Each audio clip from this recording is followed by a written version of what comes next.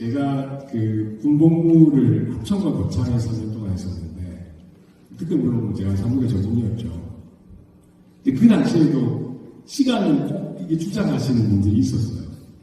그래서 과연 그럼 사주란 역학이란 무엇인가, 사주란 무엇인가에 대해서 저도 궁금하기도 하고 해서 시간도 갖고 해서 그때 제가 사주를 공부를 했거든요. 3년 동안. 그래서 거의 반고사 비슷하게 됐어요. 근데 자, 결론을 이야기해 드릴게요. 결론을.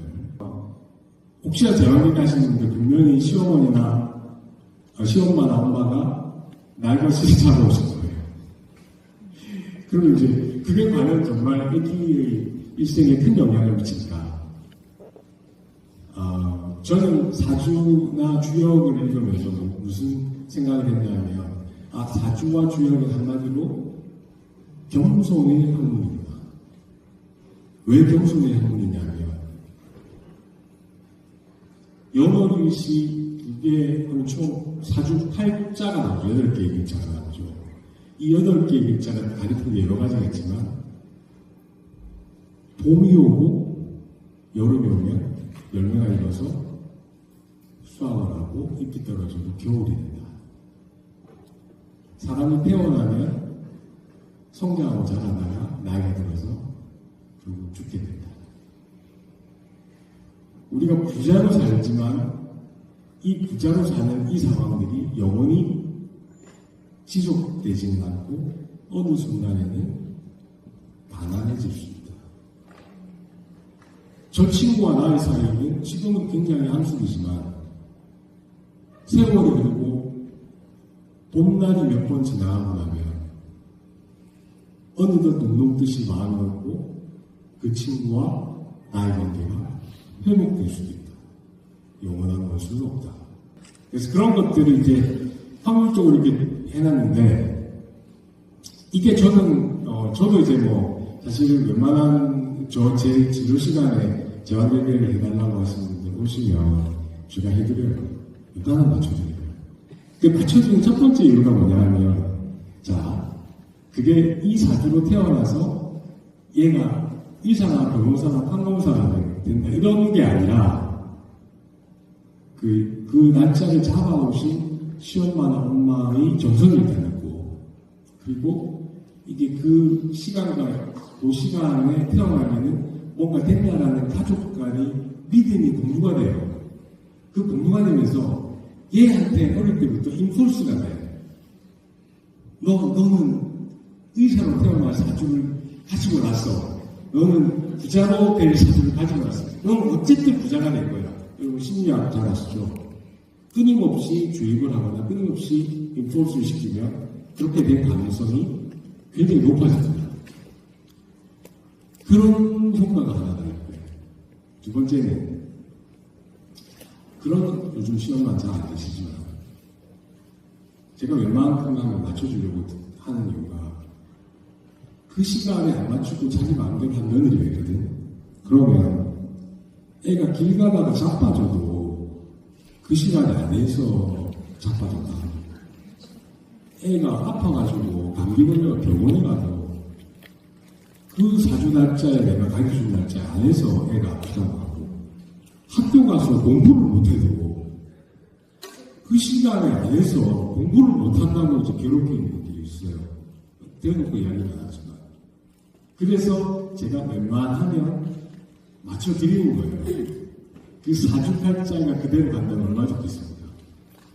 그런데 이제 제가 이야기했듯이 사주와 주역의 가장 기본적인 개념은 겸손이다.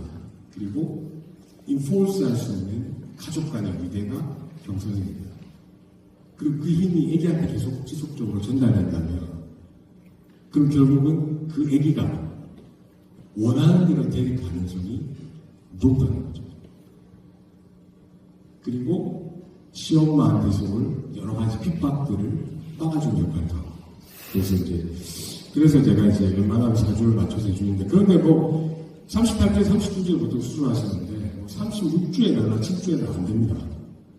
그거는 의학적으로 그렇게 태어났을 때 아기가 안 좋을 확률이 높다는 거죠. 그리고 너무 뒤쪽에 해도 문제가 생길 수 있을 상황인데 단지 사주 날짜 시간을 맞추기 위해서 그렇게 한다는 것은 그건 아닌 것 같아요. 그렇지만 우리가 적당한 시기에 내가 어차피 수술해야 되고 그리고 요 시기 안에서 요 날이 좀 좋다 하더라 하는 날짜는 담당 선생님이 얼마나 맞춰주실 거예요. 근데 그 이유가 제가 설명했던 그런 이유 때문이지 특별하게 그렇게 태어나서 뭐 그렇게 막 된다는 건 아닙니다. 그래서 사주팔자에 대해서 조금 이제 이해가 되셨죠? 제가 얘기하신 분들. 어쨌든 똑똑했으면 좋겠죠. 학교 가서 공부도 잘했으면 좋겠죠. 여러분들 이제 그러면 과연 어떻게 해야 될까? 혹시 생각해 보셨어요? 저는 그 대답을 알고 있는데 그래서 제가 제 방에 오시는 산모분들 또 저희 병원에 오시는 혹시 저희 병원 다니신 산모분 계세요? 아유 많으시네. 네. 저희 병원 오시는 산모분들한테 항상 뭐라고 이야기하냐면 규칙적인 운동을 해요. 그러면 이제 사람들 자켓 자랑 뭐 여러 가지 좋은 점도 있지만 왜 규칙적인 운동일까요? 규칙적인 운동. 그래서 굉장히 오랫동안 이제 그 과학자들이 계속 조사를 했어요. 자, 여러분들 운동을 할 때나 여러분들 가정일을 할 때, 그러니까 가사일을 할 때 나오는 호르몬이 180도 틀려요. 완전 틀려요. 근데 몸은 똑같이 힘들어. 그래서 내가 학교 운동장 가서 또 산책로에서 내가 막 걸었을 때 나오는 호르몬, 예를 들어서 BDNF라든지 조금 더 설명드릴 건데 카테콜라민, 도파민, 뭐 아드레날린, 뭐 등등 여러 가지 엔돌핀 많은 호르몬들이 있는데 그 호르몬과 여러분들이 빨래하고 설거지할 때 나오는 호르몬이 완전 틀려요. 여러분 애기와 뭐로 연결되어 있죠? 팩줄로 연결되어 있어요. 팩줄로. 그러면 여러분들 몸속에 형성이 되는 여러 가지 호르몬들이 1초에서 2초 정도면 여러분 뱃속에 있는 애기한테 바로 전달이 딱 돼요. 우리가 느끼는 여러 가지 감정들이 있죠. 분노, 기쁨, 슬픔 이런 감정들을 애가 태어나고 나서는 같이 공유를 하지 못하는데 여러분 뱃속에 있는 애기는 같이 공유를 해요. 왜냐하면 감정이라는 거는 여러분 몸속에 나오는 호르몬의 칵테일이거든요. 그 칵테일을 느끼는 거예요. 그래서 여러 가지 호르몬들이 나오는데 그 중에 BDNF라는 호르몬이 있어요. 아마 쳐보시면 GPT가 이거 가르쳐줄 거예요. BDNF. 이게 브레인 드라이브드 뉴로트로픽 팩터 이렇게 해서 플레이인데 어쨌든 뇌에서 나오는 거예요. 단백질이에요. BDNF. 다음 슬라이드. 이렇게 생겼어요. BDNF. 이게 3차원 입체 구조인데 얘가 뭐하냐? 뉴런을 연결해주고 또 쓰지 않는 뉴런을 삭제시키고 연결을 해제시키고 그 다음에 활성화시키고 또 하여튼 그 뉴런에 관계되는 거의 대부분의 영역에 아직까지 밝혀내지는 못했지만 BDNF가 얘가 거의 모든 역할을 하는데 이게 언제 나오냐면 규칙적인 운동이에요.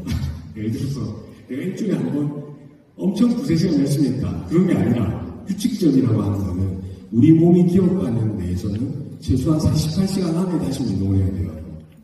우리 몸 기억하는 거는. 24시간이 제일 좋죠. 어제 했으면 오늘 하고 오늘 했으면 내일 하는데 어제 했는데 오늘 못하면 내일 꼭 해야 돼요. 그게 규칙적이에요. 그런 규칙성을 가진 운동을 했을 때 BDNF가 나와요. 근데 BDNF가 아니라 다른 도파민 아까 이야기했죠. 엔도르핀, 카테콜라민, 등등 여러 가지 성장 호르몬 막 나오는데 그런 것들도 물론 그 하나하나를 설명해도 제가 오랫동안 설명할 수 있지만 오늘은 집중적으로 BDNF에 대해 설명을 드리면 얘가 규칙적인 운동을 할 때 나오는데 나오는 그 순간에 어떻게 해야 될까? 이런 뱃속 애기한테 바로 말이죠. 그럼 얘가 뭐 한다고 했죠? 뇌세포 성장을 뇌세포 성장을 도움이 돼요. 그래서 규칙적인 운동을 했던 애기한테서 태어난 규칙적인 운동을 했던 산모한테서 태어난 애기가 IQ, EQ 학습 능력이 높다는 부분은 수십 년 전부터 계속 되어 왔어요. 근데 정확하게 그 원인을 우리가 알 수가 없었거든요. 근데 최근 들어서 이제 이런 것들이 계속 밝혀지고 있는 거죠. 그래서 규칙적으로, 특히 내가 아까 식구 운동하라고 했죠.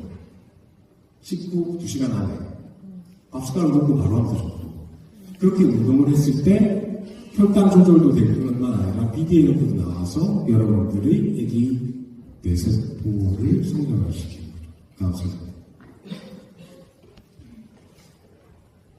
엄마가 운동하는 거는 우리 애기를 스마트하게 만드는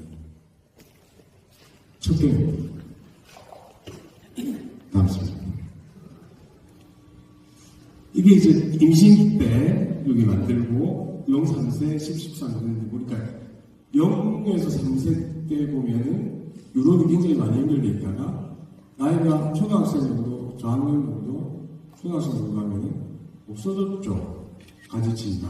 여러분들 아기가 똑똑하고 똑똑하지 않고는 어떤 역할을, 어떤 거냐면은 여러분들 머릿속에 있는 뉴런 세포의 연결, 고속도로 많이 어떤 식으로 잘 연결되어 있는가가 걔가 창의적이냐, 똑똑하냐, 공부를 잘하냐, 감성적이냐 이런 것들 결정을 해요. 다음 슬라이드. 그런데 뭐 뱃속에서는 계속 성장하죠. 이럴 때 비대면으로 필요한데 태어나고 난 다음에 이제 딱 보면 어떻게 돼요? 4세, 6세부터는 연결고리가 작아져버리죠. 쓰지 않는 그 신경세포의 다발, 고속도로는 제거해버려요. 누가? BDNF가. 그러니까 모든 작용을 다 하는 거죠. 그러면, 자, 생각해보세요. 태어나서, 여기까지 막 이렇게 막 성장을 하는데, 이 이후에 쓸데없는 걸 안 쓰는 것들은 막 제거해버린단 말이죠. 그러면 우리에게 똑똑해지다가 다시 또 똑똑해지지 않을 수도 있잖아요. 필요 없는 건 다 제거해버리니까. 쓰지 않는 거는. 근데 이 제거를 할 때 적절한 신경 반응을 남기는 방법이 있어요. 이게 또 핵심인데, 이게 뭐냐면, 애기한테 자극을 주는 거죠. 끊임없이. 오감에 대한 자극을 주는 거죠. 뭐, 블럭 쌓기도 되고, 샤넬놀이도 되고, 뭐, 등등 하지만, 그러한 자극들이 쓰지 않는 뉴런들을 제거하는 BDNF의 작용을 방해해요. 그래서 태어나고 나면 뱃속에 있을 때는 열심히 운동하셔도 되고 태어나고 난 다음에는 우리 애기 똑똑하게 만들려면은 자극을 줘야 되는데 자극도 여러 가지가 있잖아요. 뭐 때릴 수도 있고 말 안 들리고 아니면 책 읽어줄 수도 있고 음악 들려줄 수도 있고 블로그 쌓기 흙놀이 등등 많은데 그 중에서 이게 핵심인데 그 중에서 가장 뉴런을 해치지 않는 자극. 그 자극이 뭘까요? 그러니까 이 뉴런을 막 제거를 하는데 제거하지 못하도록 그러니까 좋은 그 고속도로 길을 남길 수 있도록 하는 자극. 그 자극이 물론 이제 뭐 가만히 방에 내 혼자 내보내면 바보가 되겠죠, 물론. 바보가 되는데 그렇게 하는 건 없을 거고 그 자극 여러 가지 자극들 중에서 가장 핵심적인 자극 하나만 딱 뽑으라면 그때가 언제죠? 6개월, 2세, 한 2세 이제 막 먹고 말하기 시작하고 아장아장할 때 그때부터 시작해서 쉽게 이야기하면 유치원 다닐 때 또는 요즘은 어린이집 다닐 때까지라고 이야기하시는 분도 많아요. 신경내부학자들. 자연의 자극. 자연의 자극. 자연의 자극은 어떤 게 있죠? 여러분 애기를 데리고 와서 해운대 백사장에서 오래돌이 하고 파도 치는데 거기 물이 왔다 갔다 하는 그 자극. 그리고 옆에 개나 고양이가 지나가면 만져보고 털을 만져보고 나무를 쓰다보고 그리고 산에 가면 풍광들이 많이 있잖아요. 그런 시각들 그리고 새소리 같은 그런 소리 또 뭐가 있을까요?